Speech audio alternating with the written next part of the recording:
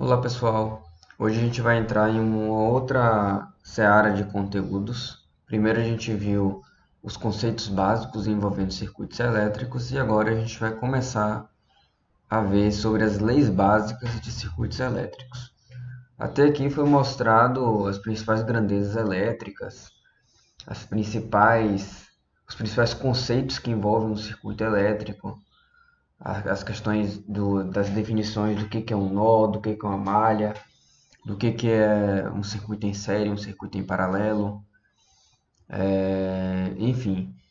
E hoje a gente vai começar a entender quais são as leis que regem as técnicas de resolução de um circuito.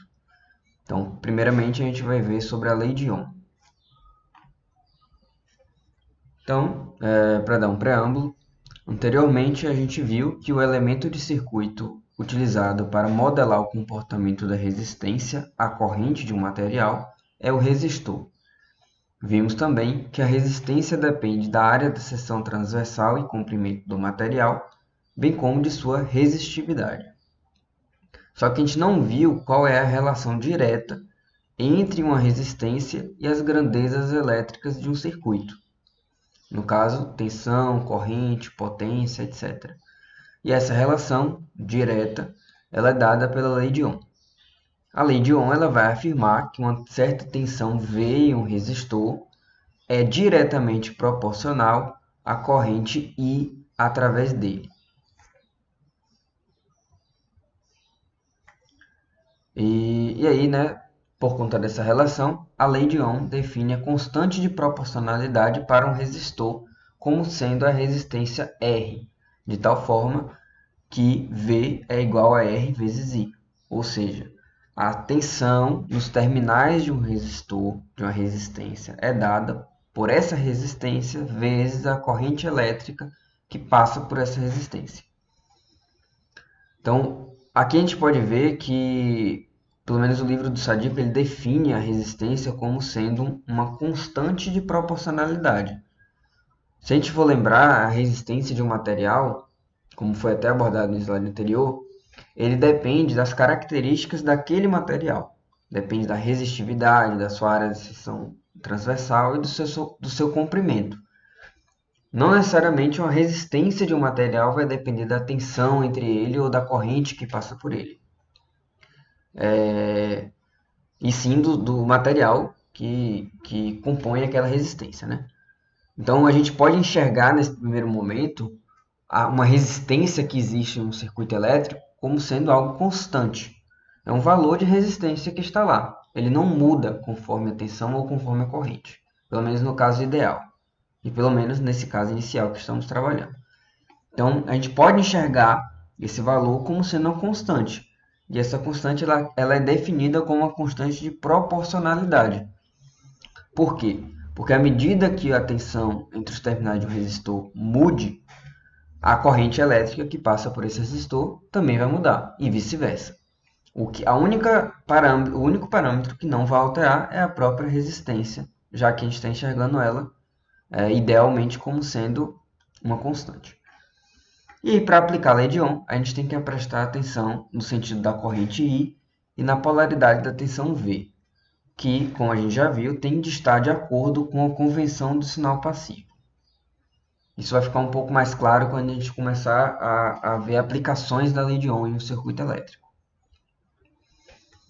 E aí eu trouxe aqui um exemplo dado pelo livro do Sadiku, que mostra um circuito que tem uma única malha.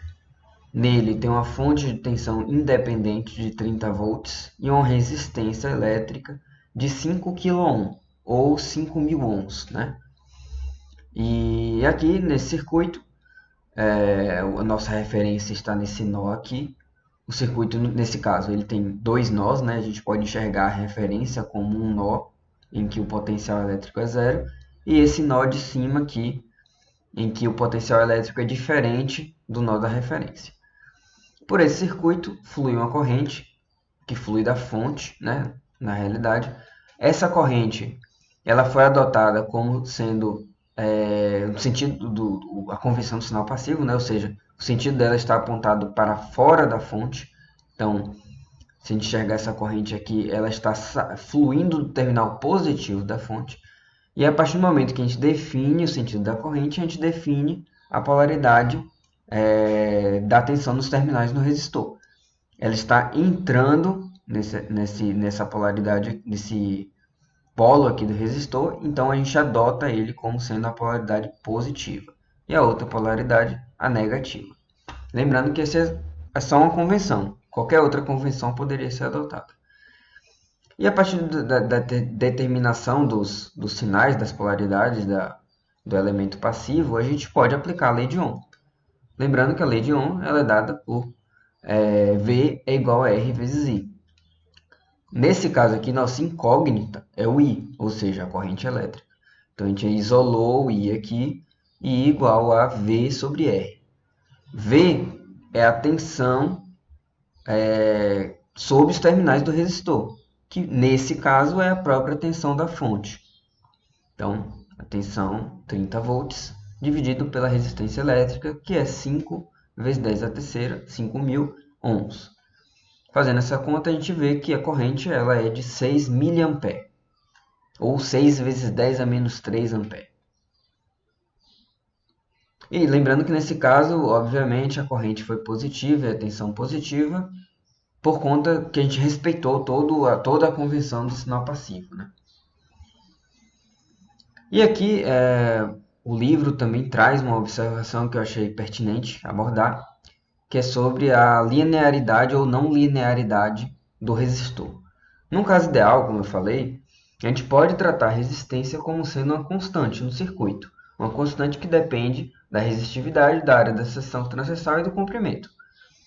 Só que só olhando essa equação, aquela equação da R é igual a ρ vezes L sobre A, a gente já vê que, num caso não ideal, a resistência ela não é uma constante. Afinal de contas, se a gente for lembrar, por exemplo, daquele conceito de dilatação térmica, a gente pode lembrar que, a depender da temperatura a qual o material está submetido, sua área da seção transversal, seu comprimento pode alterar.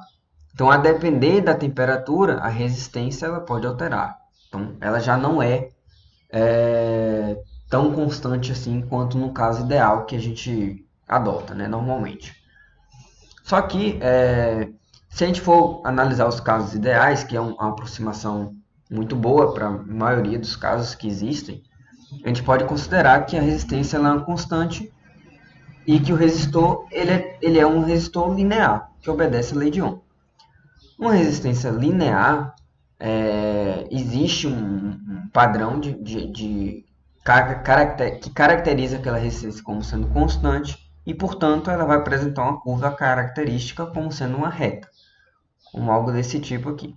Qualquer valor que eu pegar de corrente ou de tensão e eu cruzar nessa reta, vai dar um mesmo valor de resistência, ou seja, a taxa de variação é constante.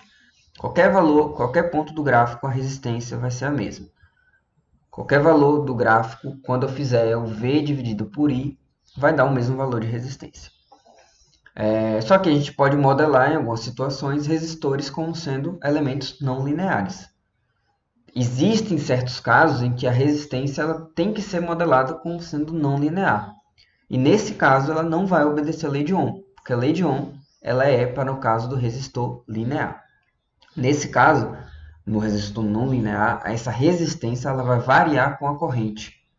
E aí a curva característica vai apresentar um comportamento não retilíneo, como nesse caso aqui, por exemplo, em que a depender do valor da corrente, pode ser que a resistência ela apresente um comportamento diferente de um comportamento linear, né? Então, essa curva, por exemplo, ela pode ser entendida como vários trechos diferentes em que a resistência ela vai mudar conforme a corrente elétrica muda.